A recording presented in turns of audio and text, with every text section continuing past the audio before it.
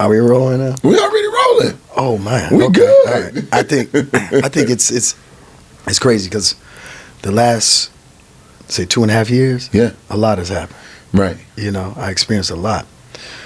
But the one thing I always understood is this: my faith is so strong that I just ask him to get me through it. Right.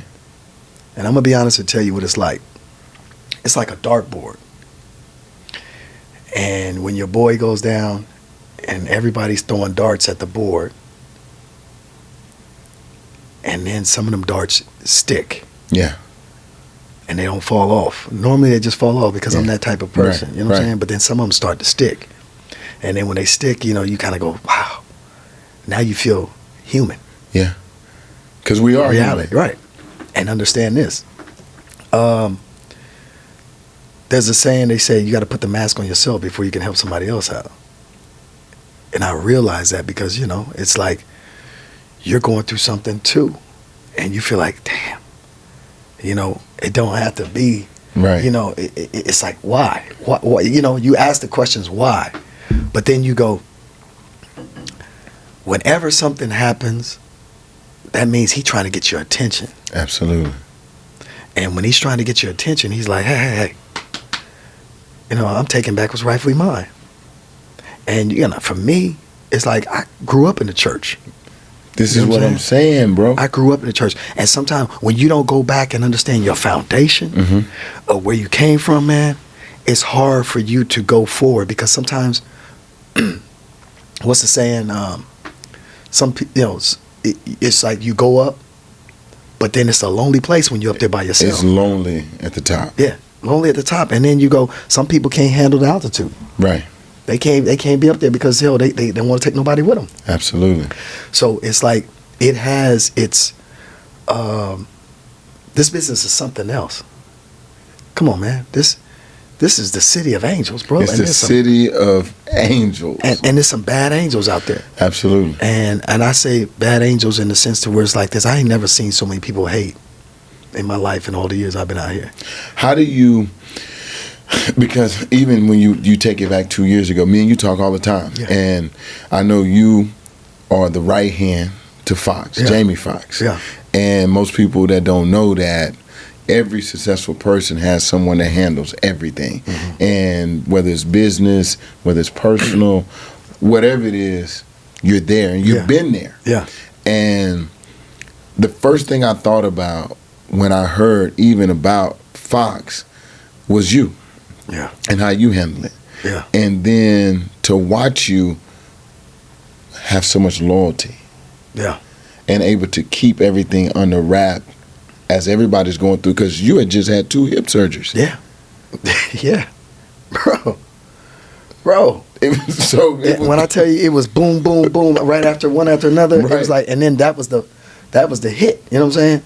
And that hit right there, it hit so much, you know, just to know your boy wake up, he said, I saw the tunnel, but I didn't see the light. And all you doing is sitting there, and you're like, wow, boy just passed away in front of me. Right. You know what I'm saying? I'm like, and man, I ain't gonna lie, man, I prayed and prayed and prayed over him when we was there. It was a tough time. But I also knew, I said, you got to go back in your faith. Right. And I felt like because of the way how we did it, by keeping everything quiet. You kept it quiet, bro. You know what I'm saying? I felt like I was in jail. Because you got to understand this, I couldn't go out because if everybody, you know, if I went out, they were like, yeah, everybody be like, oh, what's up with you? What's up with you? You know, I didn't want to deal with that anxiety of everybody coming up to me and asking the same question over and over again. So I said, I got to stay. And, you know, that's not me. That's not you. You're out. I'm out. Yeah, you know? You move around. Like, I move, yo, how you doing? What's up? What's up? What's up? You know?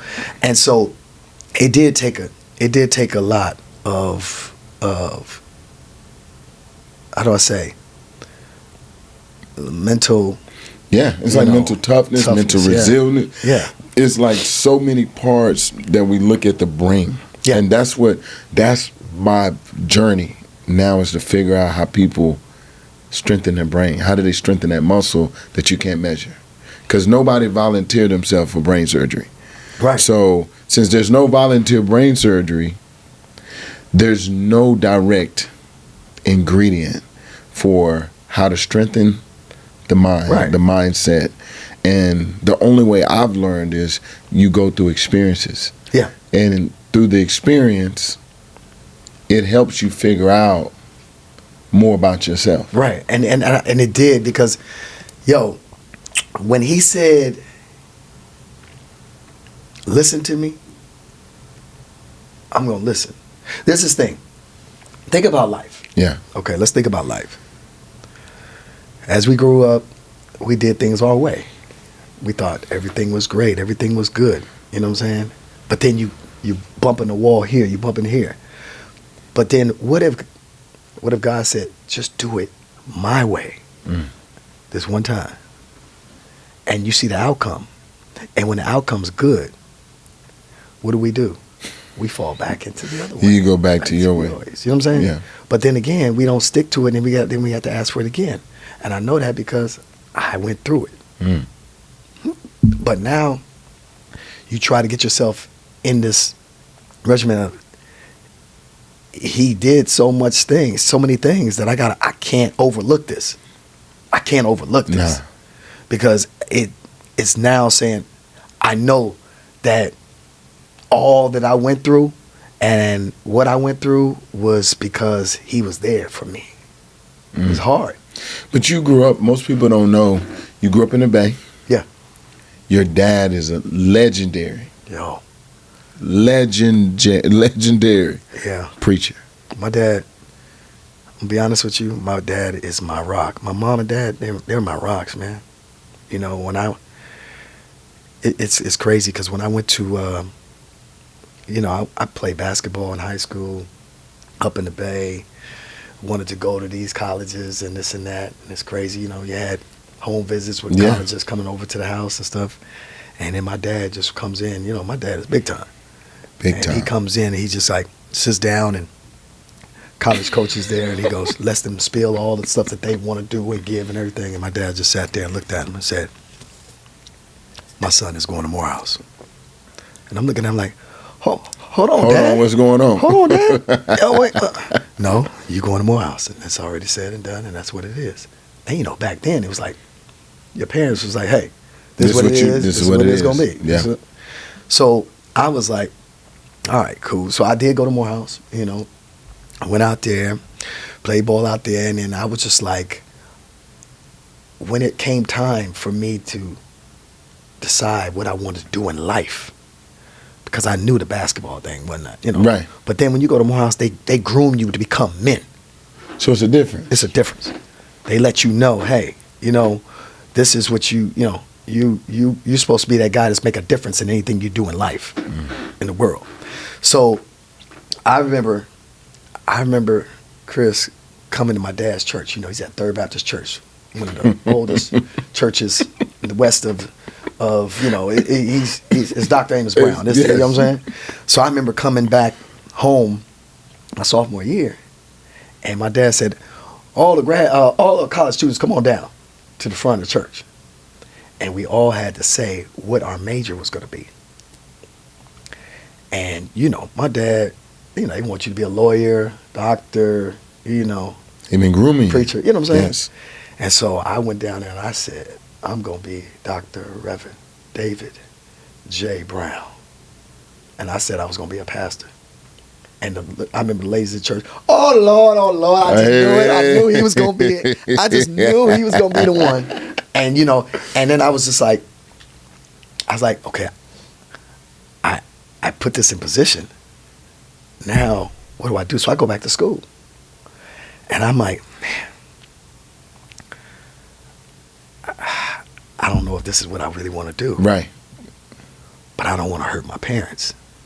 Kids going through that all the time. All the time. That situation right there. So I remember coming back home for Thanksgiving. And I'm at my dad's house. I'm at Mom and my dad's house, and I go, can I meet you in the office? And it was one of the tense moments. Moms and Pops came and sat down, and I was like, I said, what's going on? I said, I just want to, tried to mumble it. They said, try to tell them what you were going to do. I said, I'm thinking about changing my major. They said, okay, well, what you going to change it to? I said, theater, film and theater, acting. And man, I thought I was about to get hey, we didn't send you out to the Morehouse to be doing da. Because you know your dad. But my dad, when my dad captured me, he said, son, whatever you want to do, your mom and I are behind you, and we support you 100%. Man, don't know my heart. Even when I think about it now, I can shed a tear. Feel that. Yeah, you can feel that. What I'm saying? Because that's when you take off running. It's so important. When you know your family got your back, you take off running. Bro, I'm sitting here thinking, I could see you sitting down in the office because you come from a strong minister, pastor, that you've seen him. Bro, let me tell you something. I could see you sitting there trying to talk to. You know what? You know what it is, Chris? You never know how big your father is when you're young. I didn't know. I remember stuff that would happen like this, bro. My brother and I would be at the house. The phone ring. We used to race to see who could get the phone first. All right, I got the phone. I'm like, hello? Yes, this is President Jimmy Carter. I speak to Dr. Amos C. Brown. I'm like, who? President Jimmy Carter. Yeah, whatever. Hang the phone up. My dad come in. He said, who's on the phone? I said, somebody playing on the phone talking about he's President Jimmy Carter. He said, boy, give me the phone. That's the president. I'm like, I'm not knowing. I'm like, why is the president calling my dad? Why is he calling my dad? Like, what's going on? You know? Then my dad would say That's stuff. pretty special. Special moment. That's pretty special. It gets even special. It gets even more. I'm sitting there and my dad says, you and your brother go put on the suit. Put on your best suit. Come on down. I'm like, all right. We're sitting there. Oh, he said, there's somebody that's about to come over to the house. And I'm like, okay, all right. Dude walks in looking like, old, Uncle Ben, like he just got out of jail. It's Mandela, sitting in my living room. Mandela. And I'm sitting there like, okay, who's this guy? Not realizing that my dad was a rock. So then it takes me back. My father's from Mississippi. My father's mentor was Medgar Evers. Medgar Evers took my father at the age of 15 to the NAACP, where my father became the president of the NAACP youth group. That's where he met Martin Luther King. Martin Luther King told my father to go to Morehouse. My father went to Morehouse. That's why you were going to Morehouse. Yep. You didn't have no choice. No choice, right? No choice. And so when I was when he went to Morehouse, Martin Luther King came and taught one semester. And we're doing a movie on this. Taught one semester, but he taught 8 students. My father, Julian Bond, and 6 others all became big time in the civil rights movement. So wow. When my father got his, he did the whole sit-ins with King and everything. It's all written in books and everything. When my father got his FBI file back, on the top of it, it said, The Agitator. I said, that's the name of the movie. That is the name of the movie. That's the name of the movie. And so I was like, I said, wow, not knowing all the history, that my father, going through. But then it cuts to, now I'm in Hollywood. And now this is when it's the true test. I remember me and Fox went to some Oscar party. Right. It was an Oscar party the CIA did, right? Mm-hmm. So that party is well lit. So if they dropped a bomb on the party, it would have put a deficit in the industry because everybody was there. Everybody's at the CIA Everybody party. was there. I remember the door opening up. In comes President Clinton. And he walks towards me, and I'm sitting in my mind, I'm like, and Fox is standing over here, and I'm standing in my mind, I'm like, oh, he knows Dad. You know what I'm saying? So he walked straight to me. And I put my hand out and I said, how you doing, President Clinton? I said, I'm Amos Brown's son, Dave Brown. He says, he pulls me in. Now everybody is looking at me like, what in the heck is the president saying to Dave Brown? So he goes, Amos is your dad? I love Amos. Amos helped me get elected. You send Amos and my mom, Jane, send him my love. I love your parents. Your parents are something else. And I started just like, wow, how much he really said they were important in his life. And I said, wow, this is huge. So everybody was watching like, what is he saying? Fox tapped me on the back. He said, Dave Brown, can anybody else say hello to the president? I said, Fox, he knows my dad. And Fox was like, oh yeah, Amos Brown, oh yeah. And he looked at Fox and said, oh yeah, Jamie, Amos Brown is something else. You got to love Amos. Amos is something, he's something. And so that's when I started realizing my dad is my rock. But the one thing he always told me, my parents told me when I came into Hollywood, they said, the one thing I don't want you to do is don't ever sell your soul. Do you understand me? Understand your foundation was built upon going to church and knowing that whatever you go through, all you got to do is ask him for help. And you're going to be good. Man, you talking about a foundation. Your dad did some things. Like, I can only imagine for, like, my kids and their lifestyle of seeing how, like, I moved to an industry and putting around people, and you're like, hey, that's why you are who you are. Yeah. Like, that's why I said every time I have an encounter with you, it's always positive. It's always upbeat. It's always, like, on point. I've never seen you lacking. You know what it is, Chris? When something's in your DNA, you can't change. My dad said, always be a leader. Never be a follower. Always treat people with respect. And understand this, those that you disrespect can be the ones that can be running your company or you'll be working for. So you always want to make sure that the bridges are always clean. Don't ever don't ever do that. You with your background of your father going to Morehouse, you going to Morehouse, you do a black film festival. Yeah. I understand better now. Yeah. Because, this is not just a project for you. Yeah. This is like a baby. Well, I look at it as like, it's, okay, when I started this film festival, Chris. What's it called first? It's called Indie Night Film Festival. Indie Night Film Festival. Indie Night Film Festival, and I do it at the TCL Chinese Theater every week. I'm the first weekly. Every week. Yeah. First weekly film festival in the world. And I've been doing it now 13 years. I know. And with the 13 years, I remember the beginning, the first year, I remember talking to some people, and they said, you're going to do a weekly film festival? I said, yeah. They said it'll never work. I said, why you say that? They said, because most films are once a year, and you'll never have enough, you'll never have enough films. Right. I said, no, you don't get it. There's a lot of films out there, but they don't have a place to show it. They don't have a place, a platform. Right. And so with my film festival, bro, I look at it like this. I was never raised to be racist. Never in a day in my life. Even with my father, and he's March, he always said, you treat people as they treat you, no matter what the color of their skin is. Right. But that was what King taught him.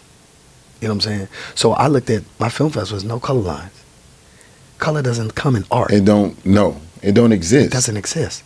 If a great film is a great film, it's a great film because a human being put this film together. Absolutely. And so I look at always give everybody the platform to where everybody can shine. And so my motto is this: why should you have to wait once a year to be seen and miss all this work in between? And I'm going to tell you, there's a thing that everybody does in every business, even in your business. Right. Everybody wants to network up. Yep. But nobody wants to network across.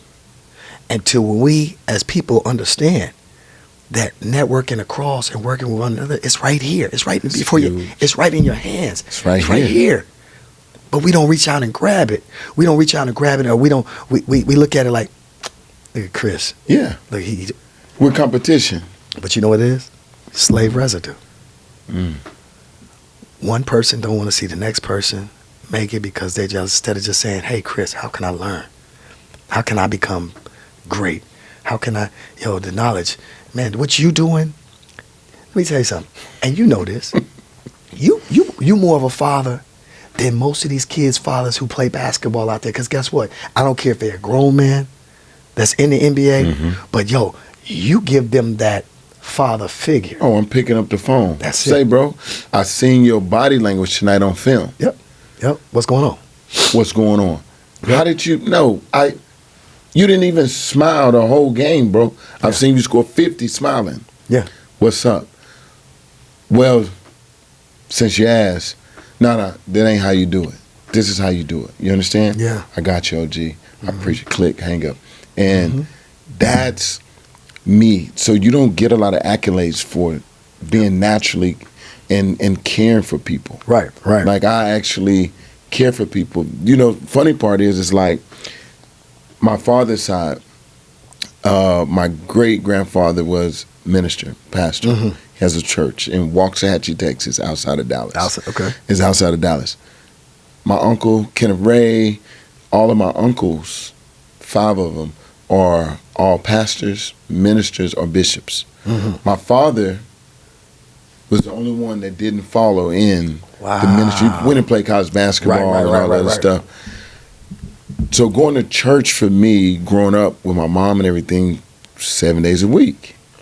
Like, singing the choir, you usher. you gonna do Easter, you gonna do youth group, you doing everything. I mean, I was teasing somebody the other day. I was like, we used to get a little bag for Christmas. It'd be the peppermint, walnuts, crackers, the same brown bag. Everybody get.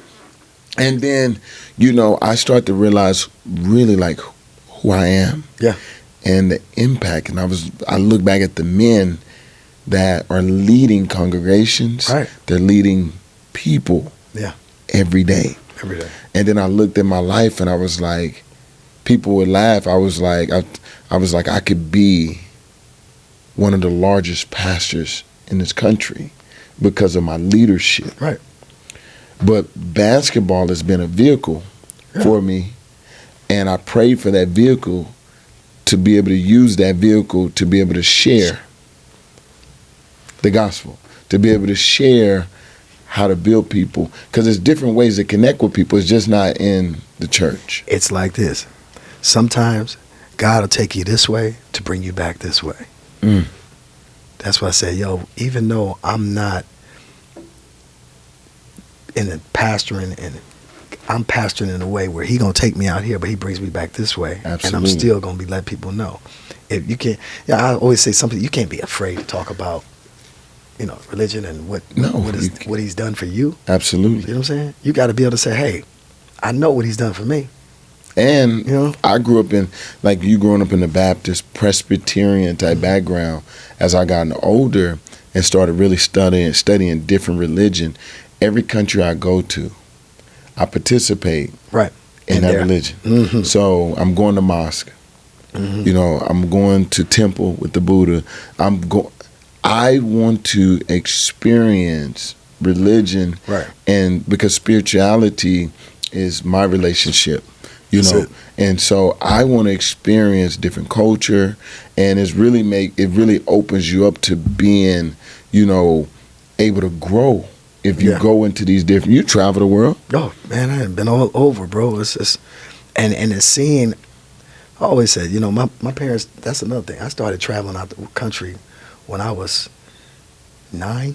Yeah, if your dad know Nelson. Yeah. So it was like they would go. I'll never forget that we went to Africa, right? And my mom and dad were like, "Okay, we're gonna go to Africa." We were like, "Oh, cool." Yeah. We thinking Tarzan Jane. And so my mom and dad let us continue to think that. So I remember we was on the plane, we about to land. Me and my brother looking out the window, we like, wait, Ma, Dad, what's going on? Where the jungle at? Where Tarzan? Where? They said, that's what we want you to understand. Don't believe everything you see on TV. We brought you here because we wanted you to see it for your own self. To understand that it's a city just like the city you live in. And don't let them fool you. Because once upon a time, it was like this. They didn't want you to go to these countries. Why? Because they say, if you go to these countries, you'll get sick. Yep. They didn't want you to go because they didn't want you to spend money there. They wanted to keep everybody away from there. But man, I tell you, I went to Ethiopia, went to Kenya, I went to Nigeria, I went to Ghana, went to Senegal, Ivory Coast, went to Egypt, went all over. All over Egypt. And and I was like, the world it's like, just imagine going on the other side of the railroad tracks, But you're going out of the country, Right. it expands you more to where you're like, wow, okay. Going on a safari, and you think in the safari, now I was like, okay, so we're going to go on a safari? So now we're going to see the jungle. It's open land with nothing but wild animals just roaming. And I'm sitting there going, wait a minute. What? Ain't no trees, Tarzan ain't. You know, but it just made you really think about, you know, what they introduced to us as kids and understanding it. You're a dot connector. Mm-hmm. You're a dot connector. Most people cannot connect dots. This is a skill. Like, you create experiences for people. Yeah. But you're a dot connector, but more importantly, to being a dot connector, you understand relationships. Right. How important is it to build proper relationships? Chris, your net worth is your network is your net worth. Right. And I've been able to, let me tell you something. I either know the person, Right. or I know the person next to him. You know somebody in that room, I know though, somebody, for sure. Yeah. It's like Fox always says. He says, I think it's me. You know, and he is too. But I always say it's spackle. You know what spackle is? What's spackle? Spackle is what's in between bricks. Oh, yeah, I know what spackle is. So that's It keeps me. it all That's me. together. Keep everything together. It's like, yo. You can see it, though. And man, I never always like if people call me, Dave, how can I? Yeah, we'll call such. I've been in the game too long. Been in the game too long. Too long. And you know what I'm Too saying? long. The one thing, and what I would do is this. See, a lot of people say, well, what happened when you came out here? When I came out to LA, the only person I knew when I got out here was Morris Chestnut. That was it. That was it. He your friend, by the way, Yeah. to this day, because you brought him over to the gym to hoop. Yeah, that's my guy. I mean, he's my brother too. You know what I'm saying? And I'm talking about a really good, genuine guy. Yeah, you can see You know what I'm that. saying? And I thank God for giving me that person that showed me about Hollywood before I got here. Mm-hmm. You know, when I was graduating from Morehouse, man, I was going to go to New York because they said go to New York, but you know, That's where I the was film like, at. yeah, they said go to New York, right? And I'm like, okay, but then I asked Morris. He says, okay, what do you want to do? I said, I want to be on the TV shows and the movies and everything. He said, well, you got to come and be in L.A. because you got to be that fish in the pond with all the other fishes. He said, if you're going to go to New York, that's for theater. Yep. You want to do plays? Yeah. Then you go to theater. But over here, if what you want to do, you got to be out here. At that time, back then, he was doing this show called Out All Night. I remember Out All Remember Night. that? Yes. With Patti LaBelle, Vivica Fox, Bro, Dwayne. it was star-studded. Yeah, Dwayne Martin, Tosh Morrow. And, you know, it was good because he was like, yo, just come here, come on set, and I'm gonna get you going. I'm going to, slide you in there. You can do 5 lines. I was like, oh, cool, I'm ready. I'm ready. You know what I'm saying? And then they canceled the show. Yeah, they did. They canceled it right away. And then they put everybody on holding deals back then, which means that because they see your talent. Right. They pay you until they find another gig. So instead of letting you go explore, Right, they would explore. just Right, hold they you wanna down. hold you. Let me hold you real quick. Yeah. And so my very first film that I did, man, was Blue Chips. You did Blue Chips? No, you didn't. If you go back, I had hair back then. Yeah. So I'm going to pull, So I'm going to you go back and watch that and I'm Blue going to tell you, Chips. I was the Blue one. Chips tight movie, too. I was guarding Tony. Yes. And you remember when the coaches were looking at the tape to see if he was point shaving? Yes. I was the one that was guarding him. I kept stealing the ball from him. They say, run it back. Look at him. He's stealing the ball. Look at it. That was me. That was my first movie with Shaq and all. And a Hardaway. Yep. Penny. That was You my was first. in Blue Chips. Yes, sir. You go back and you look right But at you know, that was a great role for you because you're a hooper. Yeah. You understood. And see, people don't understand this. I was that jumper. Right. I would fly. So you I was catching catching alley-oops. I remember, if you go ask Chris Spencer to this day, when I got to LA, who was the first person who threw me an alley-oop? Chris Spencer. He was like, yo, I was something to deal with. Oh my God. So Blue Chips. Blue Chips. That was your first movie. First movie. And then from there, I was in Like Mike. like with Bow Wow? Yeah. No way. Yeah. So you did Blue Chips, Like Mike. Like Mike. I did Rebound, the Earl Manigault story. The GOAT. People don't know about Earl Manigault with this 50-inch vertical. Right. Jump and touch the top of the backboard. You was in Earl Manigault? I played Cleo Hill, and not only that, guess what? I was the one that did the double dunk. That was me. Now you gonna make me go and pull that clip. Because Don couldn't do it. Right. Don wasn't, Don played basketball, but he wasn't jumping like that. He wasn't Earl Manigault, bro. So most people don't even know about Earl Manigault. They don't know about that. They don't know about Earl Manigault. He had over 50. Yeah. He can go get it. He'd put the money on the backboard, and take it off, and get it. And take it off. Yeah. And so let me tell you this is crazy because back then when we did it like 96, 95, 96. That was Kevin Garnett's rookie year. Mm-hmm. Mitchell Butler was in it. Kobe. Kobe wasn't in it. He was going to be it. He was because he's 96. Because I'm 96. Yeah. He was going to do it, but he didn't do the movie. But then we had Joe Smith, Pooh Richardson. We had all these man, it was so many ballers back then. It was crazy, but it was a great time. And then that's when me and Fox connected, because Fox knew about me because I would do I would do parties in L.A. Right. But I would do these parties in L.A. because I wanted to bring everybody together. You're a dot connector. Yeah. That's what I'm saying. People, don't let people miss you with people, please. I know everybody know Dave. Dave is, you've been decades on decades in L.A. and surviving L.A. and dominating L.A. Yeah. And people would see, oh, Dave put the biggest events on. I'm like, no, like, Dave's a PK kid. His dad was legendary. So when I see you, I'm like, he's a dot connector. He has a gift of bringing people together. But that's how you throw big events. Yeah. And when they do that, I was like, out of sight, out of mind. How can I put you down if I don't see you? Absolutely. You were putting on events. Your events were the events.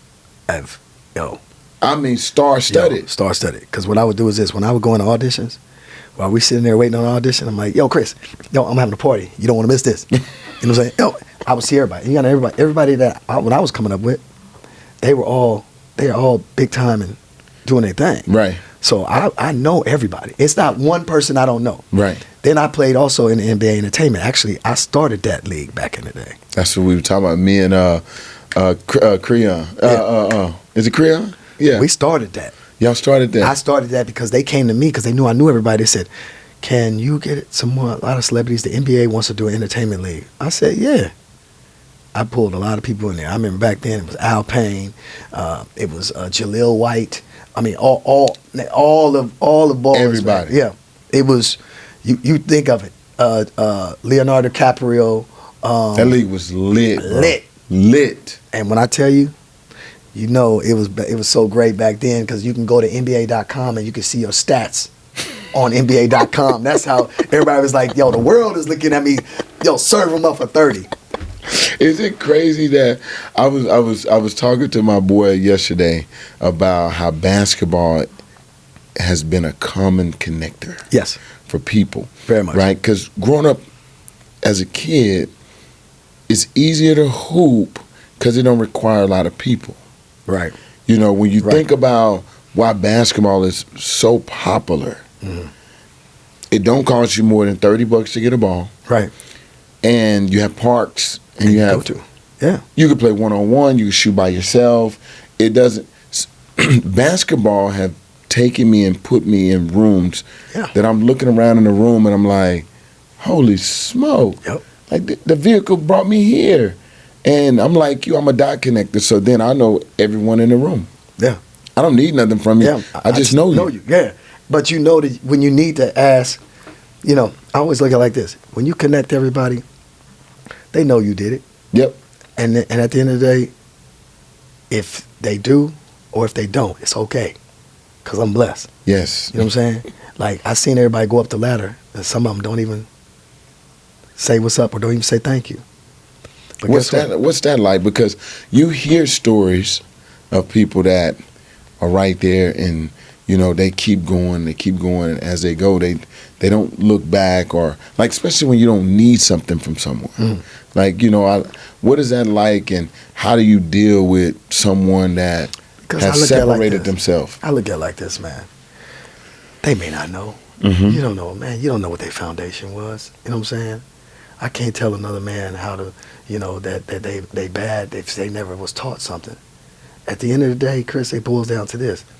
Every man, every child, every human being is a sponge. Yep. What you pour into that sponge is what that person is going to become. And so I look at it, sometimes if people don't do certain things, I go, it's all good. I just keep walking, I keep moving. I don't even trip up. But then when they start coming down, guess what they do? They come right back. How do you handle them? And I handle them like this. I do it like this. It's kindness. I know you didn't know, But then again, also I know inside it's hard to go help somebody again when they should have known that you were sitting at a place and you didn't want to say thank you. At all. And so, you look at it, it's like, it's the power of, if I got a problem with you, I'm not going to do it in front of everybody. Right. You know what I'm saying? Right. As a man, I'm going to go, Chris, man, I'll let you for a second. Because now I'm heart to heart. I'm touching you heart to heart. Right. And the one thing you can't do is you can't play me like you ain't you got no can't heart. fake. Yeah, you can't fake that. Yeah, you can't fake that. So if I'm coming to them saying, yo, Chris, damn, it hurt me, man, that when I did A, B, and C for you, you know what I'm saying, you didn't reach back out. And I don't need no explanation, but I got to let you know how I feel. But now if I did it in front of a lot of people, it's different. It's different. Now, you trying to shine on me. Yes. You trying to shine on me. Now, but that's not that's not me. Right. It's not me, man. I look at it like, hey, if to solve problems, pull a person over to the side. Have a conversation with that person directly. Yeah. And communicate. And if they don't like it, it's fine. It's like you were still able to say what you feel. And they can say what they feel. Yeah. And we just move on. You know what I'm saying? That's real man. That's real man one-on-one type stuff. You know what I'm saying? So I just look at being in this business, you're going to see a lot. I've seen a lot. I know you have. Seen a lot, bro. So let me ask you this. Being in this business, would you rather be wealthy or famous? I wish fame on nobody. Okay. Because they don't know what comes with it. And they don't know how to handle it. And like I said, when they get up there, that altitude is something else. They be getting up there, Chris, like, I can't handle it. They can't handle it. It's a lot. It's a lot. And if you don't have, what is it? It's like, you ready? If you don't have therapy in your life, being famous, because it's like, it's somebody recharging you to make the right decisions. It's like this. Time out. Come here. What's wrong? Come sit down. What's going on? We need 30 seconds real quick. Because if we don't call a timeout, it's over. It's over. And I'm like, yo, Chris, now why'd you make that pass, man? Yep. Now why'd you make that pass? Yep. Now, you know good and well. Don't you make that? You could have just easily. Why you go around the back to do that when all you got to do is just lay it up? You didn't have to go around the back and you missed the layup. You know what I'm saying? Bro, I call this a mental timeout. I wrote an ebook over it, and it's teaching people when to call timeout. Right. Because there's all types of timeouts. Of course. Like in a game of basketball, we have a 30-second, we have a full timeout, media timeout, end of the quarter timeout, a halftime timeout, an injury timeout. We have if a team is about to take you out of the game and they run you out the gym, the coach's job is to call timeout. That's it. To help you get back on track. I wrote, it's mental timeouts is something that we have to insert into our life. Yeah. You do it. It's just I try to put a system around teaching people that don't know how to do it. Like if I had a long day of work and I'm going home, maybe I sit in the car for 30 minutes. Yeah. And just take a mental time out. Yep. Because it's not fair for you to bring anything in your house of what you're feeling, because at the end of the day, don't ever offset your house. Right. Not knowing that the people that you're coming home to is your foundation. It's your foundation. And you want to keep that foundation, the walls clean, you want the house to continue to grow, and you want that to be the place that you know you're going to get the love that you need in life. Absolutely. Bro, that's when you made me think about that mental timeout, because most people don't know if they want to be famous. They don't even know what that looks like. You know, me and you have had the luxury of being around famous people. Right. And the one thing that I realized, I was like, I don't want to be famous. No. I'd rather be wealthy and not be known. Right. It's the best thing ever. Because I want to be able to be normal. I want to go into everyday life and have an impact on people. But I've also seen people that are famous, that have people like you around, myself around, and they've created normacy. And so they don't box themselves up and put themselves away. Mm-hmm. They're like, oh, that just come with it. Yep. I want to go eat. Comes with the I want to go out to eat. Yo, man, you can't sit there and say you wish fame. Like, you know, when people say, yeah, I wish I was famous, I wish I was famous. Be careful what you wish for. Be careful what you wish for. And I remember that Jay had said something which he said was like, being famous, if this is what comes with famous, you know, having the stroke and everything, he don't want that mug.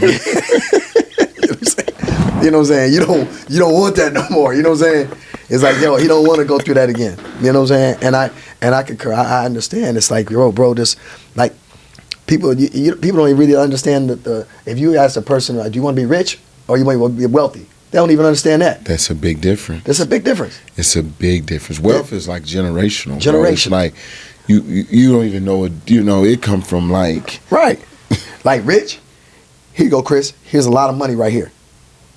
Now you got it, but every day you living is going down. It's going down because if you ain't investing it, then obviously it's not going to. So you have to be taught to be able to handle right the money, and you got to be taught to be able to handle right the fame. Yeah, that's so. Like how do you stay relevant in a city like LA? You know, and like for me, I call it the pivots. Mm-hmm. You got to be a master pivoter. Always. How do you stay relevant because in an industry like this? You'll never see me, like you say, you'll never see me not smile. Never. You know, this person, it's crazy. Somebody called me one day. They said, nigga, I saw you, man. You came in. I saw you at the awards. And you walked in, everybody's like, that's Dave Brown, that's Dave Brown. You're more than a celebrity than the celebrities. And I say, nah, you know what I'm a person that just, that when I come in, my energy is to impact a place to where everybody smiles. Everybody has a good time. Everybody. You know what I'm saying? And if I see something, Chris, you good? What's up, man? You paying attention. Yeah. I'm observant. You know, that's what we don't do. We don't watch. We don't look to see what's going on. You know, and let me tell you something. I'm going to be honest. Social media, I don't like it.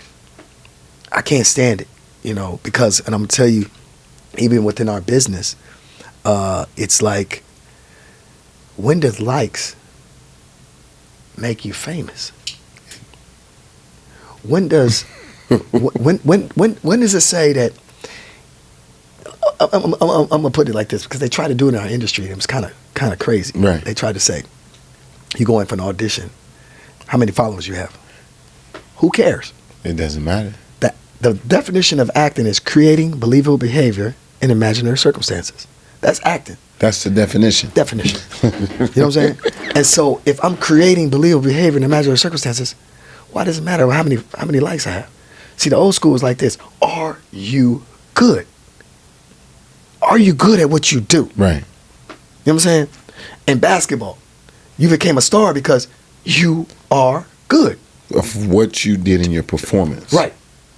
And so I always told them, I said, with social media, it's like they put you in a film, but they don't understand. Social media is the cheap way of figuring out what Chris is doing. I want to go on Chris's stories. Let me see if Chris is good. Oh, yeah, Chris is good. But you know what we used to do back in the day? Pick up the phone. Chris, what's up, man? I ain't heard from you. How was your day? How was your day? There's no communication. So nobody's no checking in, doing a check-in on people. They look at their stories. Oh, he's doing good because he's doing of good. this. Yeah, and that's not what it is. And I always say this: if that's the case, then it doesn't transfer over to films, because at the end of the day, it's like people go on there because they nosy want to see what Chris is doing. They ain't going on there because they want to buy tickets for. That's different. You know what I'm saying? Yeah, selling tickets. Like if this mic, I'm promoting this mic.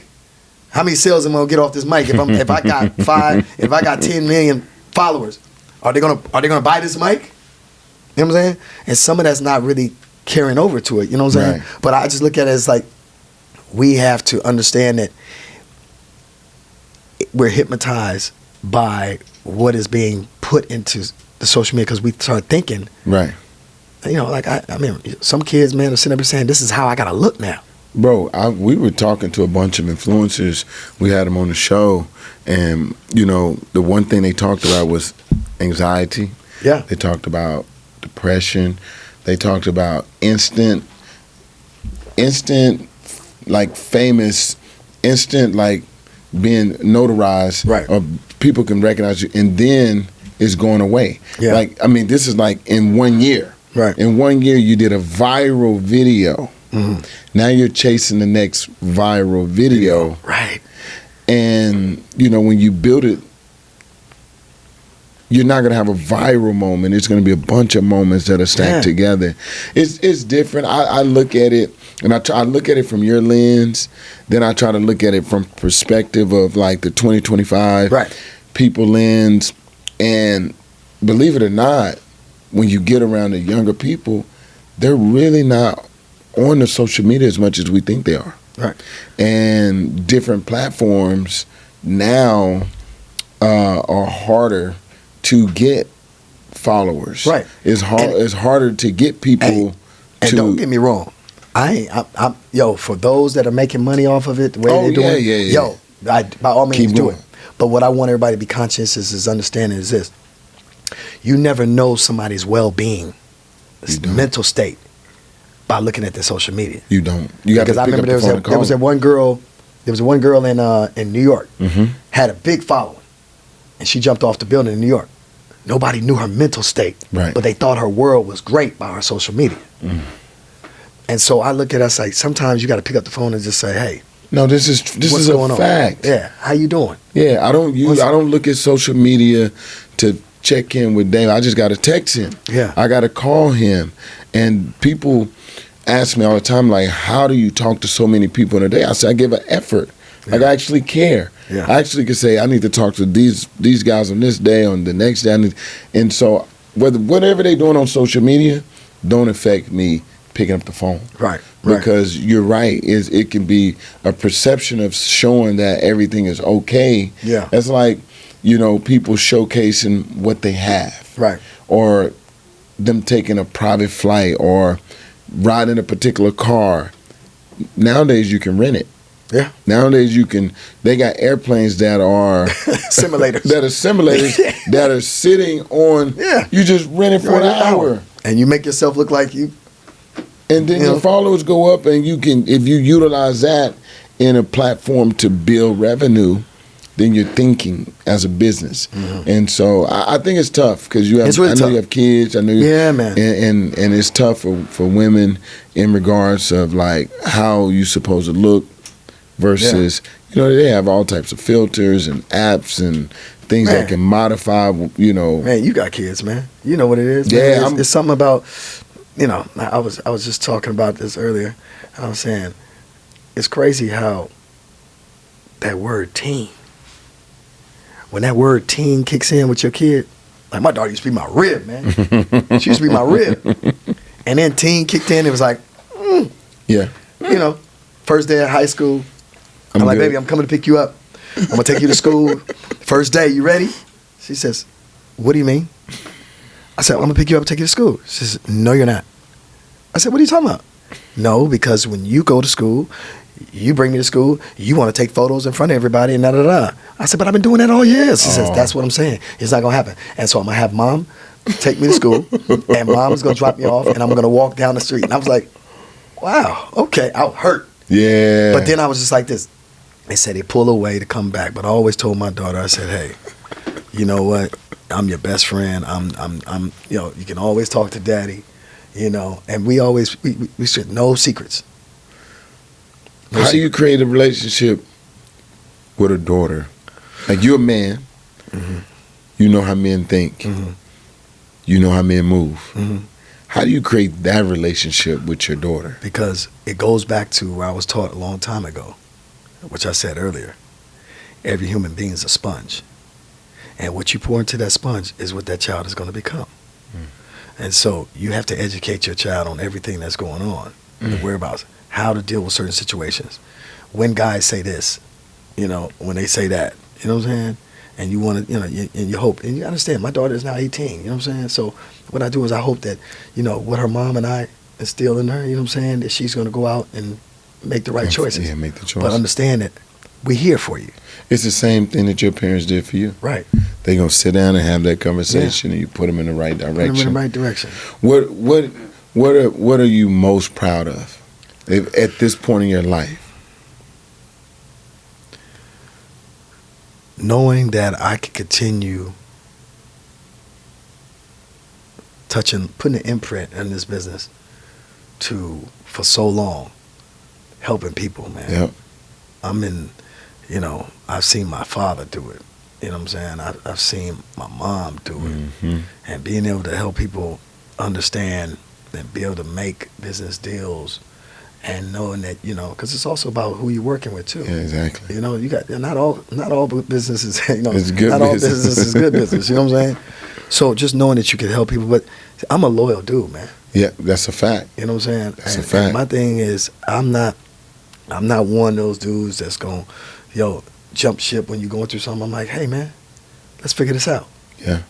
Well, Jamie had the Netflix show to reveal everything. Yeah. And I watched it. I mean, because me and you talk about it. Yeah. Before it even come out, but when I watched it, for Jamie to bring you up at the end. Yeah. Man, you were emotional. Yeah. Oh man, I can feel it, that what you was carrying. Yeah. Because you're talking about that loyalty. Yeah, it was man. Cause what was the name of the film? What Had Happened Was. What Had Happened Was. Shout out to Jamie. Yeah, it was the whole group. It was one of the top Netflix. You got to understand this. Fox did something. See, I don't think people really understand. They understand, but they don't understand. Right. That Fox did something that nobody has ever done before in life. Normally when comedians are going to do a special, right, they take a year and they go out and they work all their jokes to see which ones work. You filter it. He took 3.5 months in front of me. So you can imagine, he was going 3.5 months in front of me, but every time when I'm sitting there, I was getting triggered because I remember the whole thing that happened. Everything, because you was there. Yeah. And so it kind of, I would sometimes I'd go through stuff and I had to zone out, or I had to leave the room because it was, emotional. But then I realized that this dude, 3.5 months in front of me, took 3.5 months in front of you, and took it straight to, and being his mirror. Yeah. You were his coach. Yep. You were a mirror image of him. It's me and a couple other people that was there, and he took that and he took it to the stage. Bro, when you came out, when he brought you out, and you was walking, bro, I can just see all of the emotion that you were wearing. Yeah. And that's where all the emotion came from, because you were there through the process. Yeah. And you were in it. Yeah.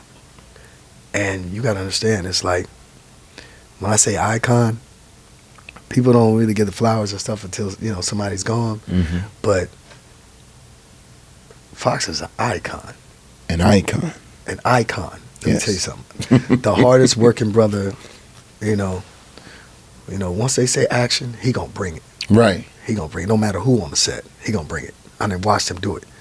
And so, I'm the type person I watch and I go, ooh, yeah. Ooh.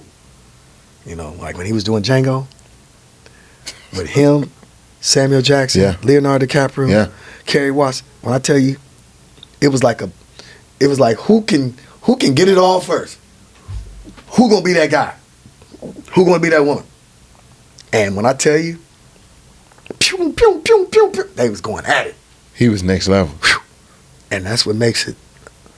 You love somebody that you see the love in someone's craft. Like you see love. It's like Michael Jordan say, I would play, I'd love to play the game. Right. So I would go out there and play hard no matter if it was a pickup. Didn't matter, bro. And, that's how Fox was. He was just like, fearless. Didn't matter who he was going up against. And so I just, to see all these greats, man, and I seen so much. For him to be gone, man, it would have put a dent in our industry.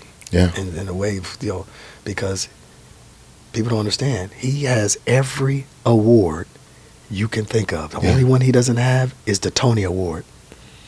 And all he got to do is do a play or produce a play and get a Tony Award. But, he's talented. Singing, bro. And great thing about that special, which a lot of people know, is this. Think about this. The younger generation didn't even know Jamie Foxx was a comedian. Yeah. Because they know him as an actor.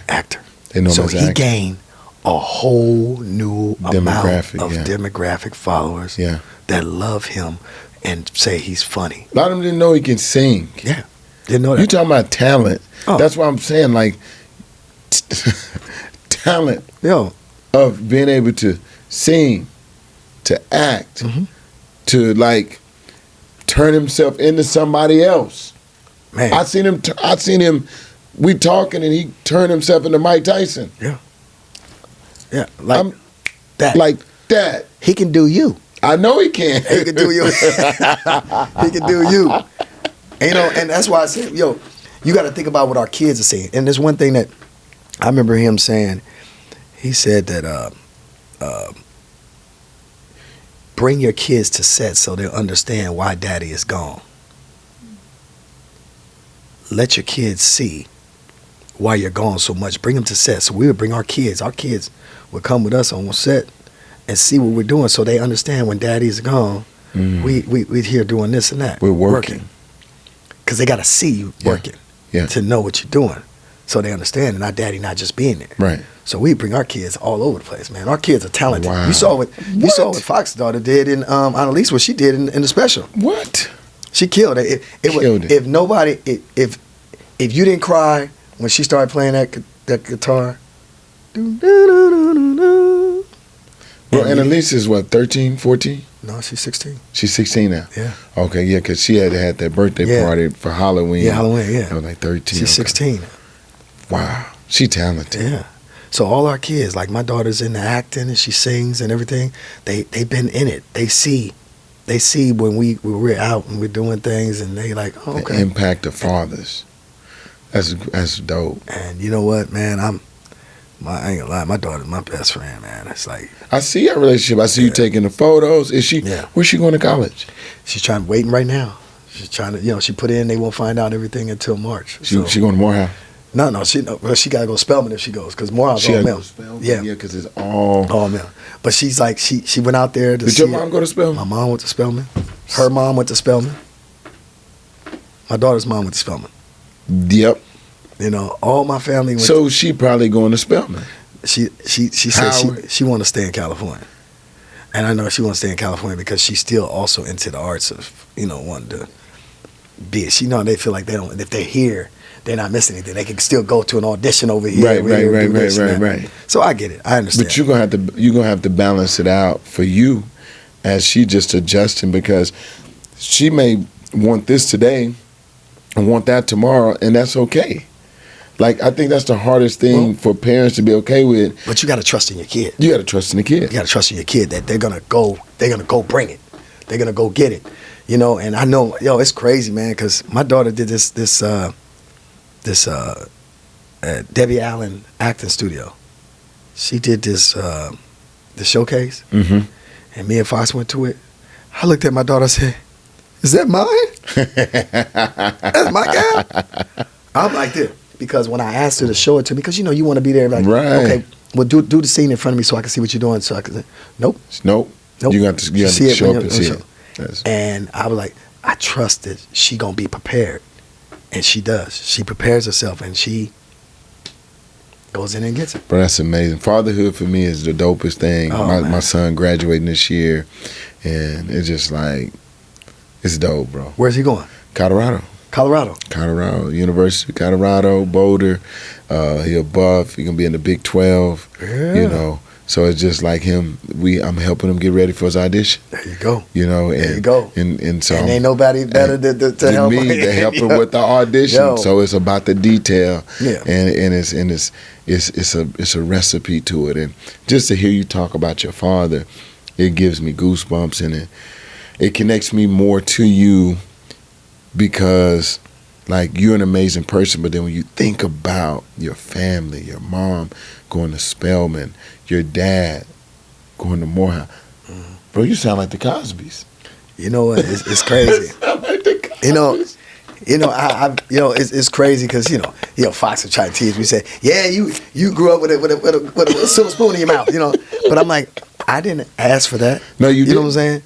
But this is what the cards that God dealt with me. But the one thing I do know is this: when I see that somebody don't have a father, my father steps in and says, "I'm your dad."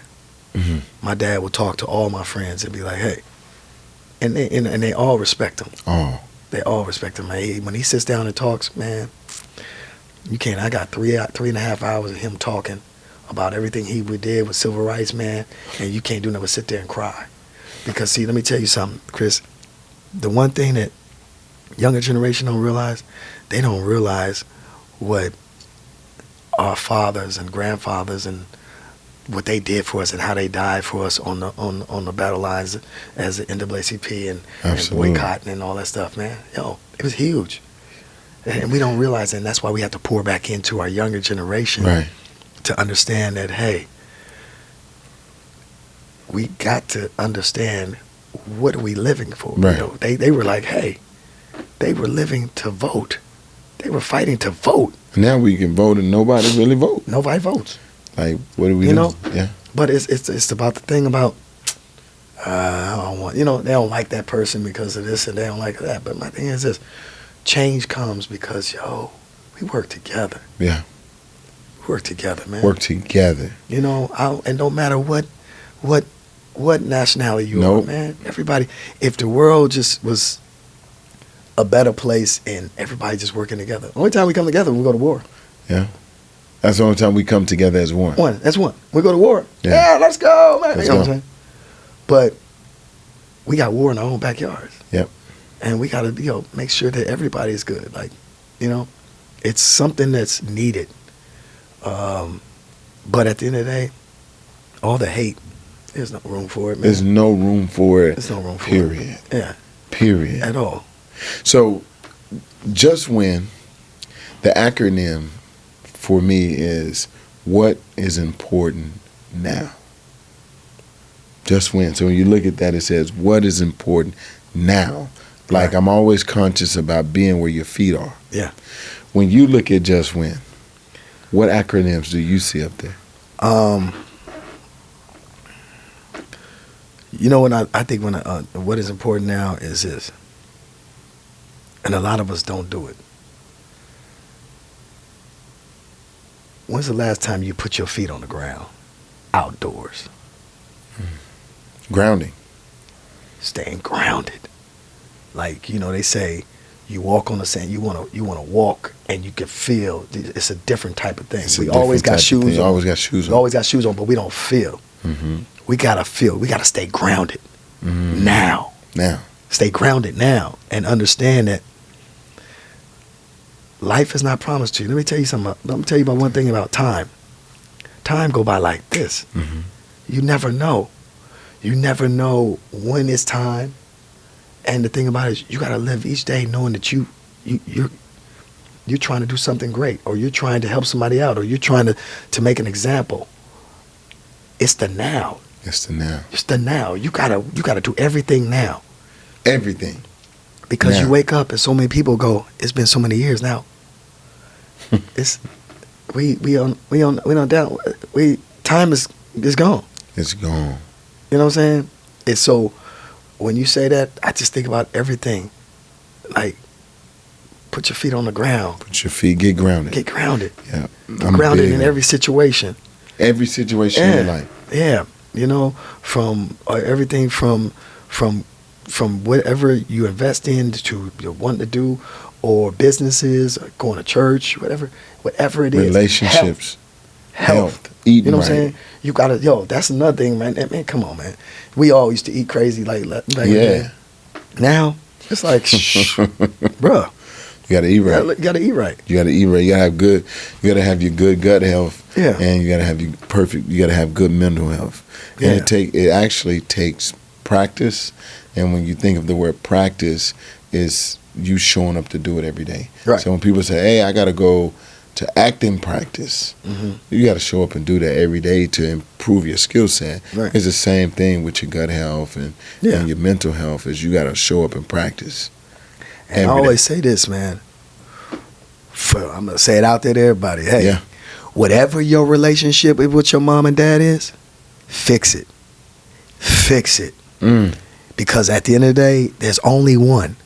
There's only one. And they may have made some mistakes, but at the end of the day, you want to be able to know that you can at least, you know, how some people, when they pass away, they don't reach back. You know, they think. I know, it's important. They said, I wish I could have, should have. Right. Said, fix it, man. Fix it. Just forgive. Let it go. Forgive. Let it go, man. Because your parents, everybody makes mistakes. Everybody make mistakes, but it's how you bounce back from it. It's how you bounce back. Yeah. So we'll close out our show with Dave Brown being on our show today, and it's so many gems. There's so much information in there. And Dave, where can they find you? And with the film, with the indie film, I want them to be able to submit, because this goes on our YouTube channel. We're gonna post it all over all of our socials. Yeah. And there's gonna be people that are gonna say indie film and they didn't know. Yeah. So Indie Night Film Festival, like I said, is INDIENIGHTFF.com. And you know, I've been 13 years. 13 years. But now I'm taking it on the road as well. So I have Morris Chestnut. We're going on the road. We're doing it in every city. So I'm the American Idol for films now. So I'm doing Miami, Atlanta, DC, Chicago, New York, San Francisco, Dallas, Houston. And what I'm doing is people become celebrities in their cities. Okay. Right? And they show their films. The ones that are great, I grab and I bring back to the Hollywood Chinese theater. And I show there, gives them an opportunity in Hollywood. And then what I do is I stay attached to it. And I try to land their films with the network or a platform to get them going, but then I produce it. It's just like nobody goes on American Idol and performs, and them not try to shop you to a label. Yeah, you know what I'm saying? You perform in front of all these people and they like you, and they go, okay, this person can get an album and do an album. So I try to give everybody that opportunity, because you can just imagine being dropped in Hollywood. You just can't go in and say, I'm here. No, you need a bridge. Yeah, you need a bridge. You need a coach. Yeah. So go to IndieNightFF.com. On my social media is at Dave Brown USA, at Dave Brown USA, and then it's at Indie Night, INDIENIGHTFF on social media. And this is how you can link with Dave. Dave is the person of all person. He's a dot connector. So if you're dreaming and you're putting action behind your dream, you need to get that submitted to Dave right away, because you're only one play away from being that next producer, that next writer, that next actor. And when you got someone that's willing, that has decades in the game, you got to take advantage of it. You got to take advantage of it. And just a quick story about this, and I'm going to tell you, this all happened in a 3-year span. So this kid brings me his film. He goes to USC. And I'm like, oh man, this film is off the hook. So I showed it at my film festival. And I told, Datari Turner. Yes. I told Datari, I said, yo, come down and host Indie Night this week. I want you to see this guy in this film. He came down and saw the film. This happened on Saturday. Now listen what I'm about to tell you.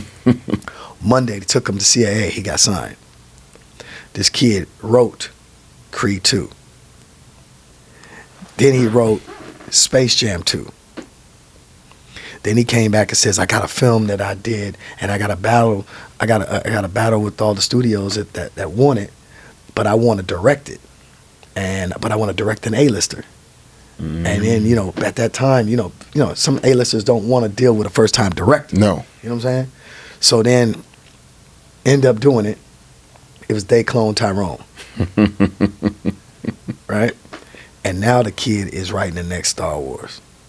Just from submitting. to Indie Night Film Festival. To Indie Night Film Festival. If you guys haven't, make sure you turn on your post notifications, ring that bell. You can find all of Dave's information down in the description below. If you have comments or anything, make sure you drop your comments and stay connected. We're here for everyday people and everyday people that become extraordinary. All day. All day. My Thank God. you for coming in. All day.